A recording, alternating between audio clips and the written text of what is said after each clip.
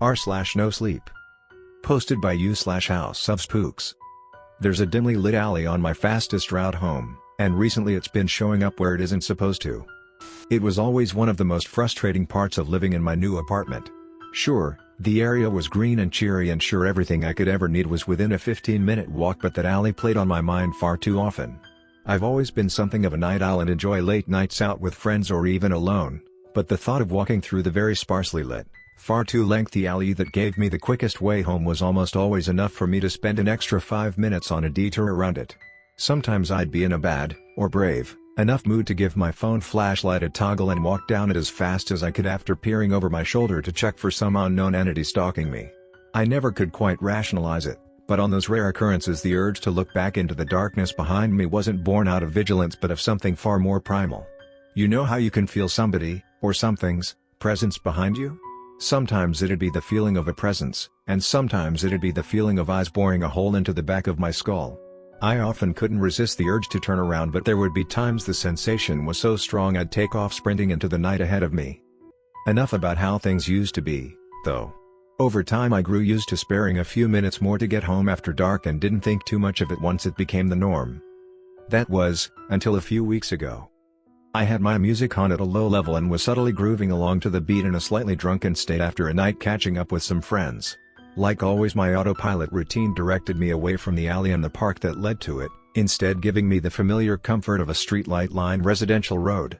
The deep black sky was given an orange hue by the freshly installed lights and it was so quiet I could hear my own footsteps over the music.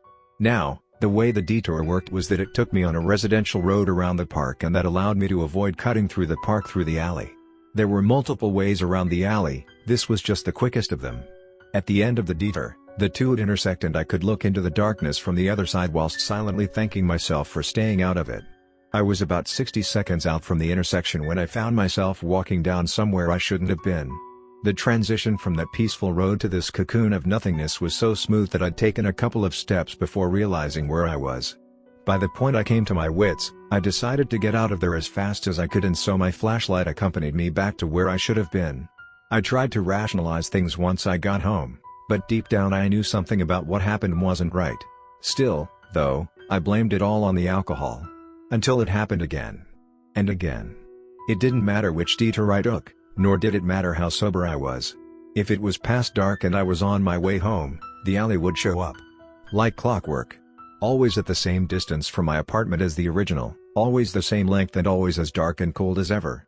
I begrudgingly accepted this baffling quirk as part of my new autopilot routine and valued being able to arrive home after dark far more than I was afraid of walking through the old supernaturally appearing alleyway. That was until he showed up. Between my 21st and 23rd birthdays, I had something of a stalker. Marty. It started off innocuous enough and you might even be able to say we were friends at one point. Marty knew I had a partner at that point, so there were no overt romantic intentions, but his behavior grew further and further detached from reality and I happened to be at the center of it all. I remember realizing I had quite the problem on my hands when he sent me the 13th of 15 bouquets within the same week, all with handwritten notes expressing love and admiration for his little Mia. Now I knew I could never be too vigilant, so I found the quickest way out, and before long he was blocked on any medium of communication we'd been using. And yet the bouquets kept coming. And coming. And coming. It took until the 137th bouquet for a restraining order to be granted, and that was only because his note for that particular little gift insinuated he'd hurt both himself and me if things don't improve between us. By the point my restraining order might have come in useful, I had packed up and left my small town to move to where I currently live for work. Last I heard of Marty was that he'd taken a bunch of sleeping pills and tried to kill himself. I'm not quite sure whether he was eventually successful or not. Well, I wasn't until he showed up again. Or at least some form of him did.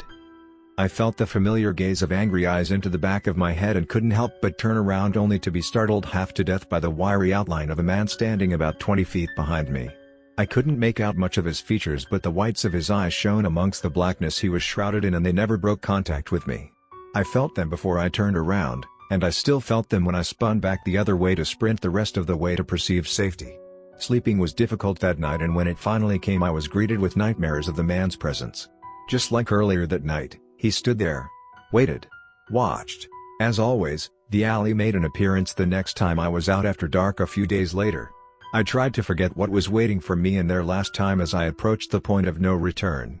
Once again, there he was. A little closer this time. As still as the summer night we found ourselves in. And this time I could make out a few more of his features. It wasn't long before the pieces of long repressed memories fell into place. Marty? I called out, trying and failing to project a lack of fear in my trembling voice. His stone-like gaze remained as it ever was, anger and emotionlessness both somehow present in his beady eyes all at once. Before long I ran again, and before long he showed up in my restless sleep again. It was a long while before I could muster up the courage to come home after dark again. But eventually, the night came. I expected his presence and braced myself for it. How much closer could he even be this time? A couple feet more? I would just force myself to avoid looking back and run as fast as I could to get out of there. Easy does it, right? I crossed the point of no return and was faced with the familiar weighted blanket of darkness ahead of me. And then I felt the cold touch of a bony hand on my shoulder. I knew what it'd be, who it'd be, and yet I desperately fought against my urge to turn around. I suppose all the nights I hadn't walked down the alley didn't stop him from moving, and the inches and feet gradually built up until he was within touching distance. Horrifying, evil-spirited touching distance. It was as if the fingers running along my neck had paralyzed me, kept me prisoner to the whims of what was behind me. When I was finally allowed to turn around, I saw Marty's pale, almost lifeless face inches from mine. His already accentuated cheekbones jagged through his flesh, and his wiry frame was somehow even thinner than it had been. Instinct led to me begging for mercy, for my life, and yet he stood there with his eyes still piercing mine as if he were gazing into my very soul itself before placing one of his bony fingers against his lips as if to quiet me down. He produced an orange bottle of pills I still don't know the name of and motioned for me to open up, much to my ultimately fruitless protest and disobedience. Pill after pill piled up on my dry tongue until my mouth was practically full. Then came the water and the flushing of the vast majority of those pills down my throat and into my system. The sheer volume burned my insides and my throat screamed out for help, or at least for more water. As if in tune with my body itself, he obliged and a steady stream of water trickled into my mouth. My next memory is waking up in the sanitized white-walled blandness of a hospital room, a catheter attached to my right arm and my head spinning in a flurry of pain. The doctors told me I was found unconscious lying just outside of the alley by a late-night cyclist. They told me that I tried to kill myself. But I know better. It's been a few months since my ordeal, and the long recovery time meant that even when home I didn't have much use for being out so late. Besides, I was far too afraid of that fucking alley anyway. Last night I lost track of time whilst out at a bar. A friend of mine told me something had been slipped into my drink whilst I was looking away, and given the fact we drunk a little too much anyway, offered to ride the subway home with me. I was so out of it that I'd forgotten about my little conundrum. Before I could even realize what had happened, my friend called out to me, confused. Hey Mia.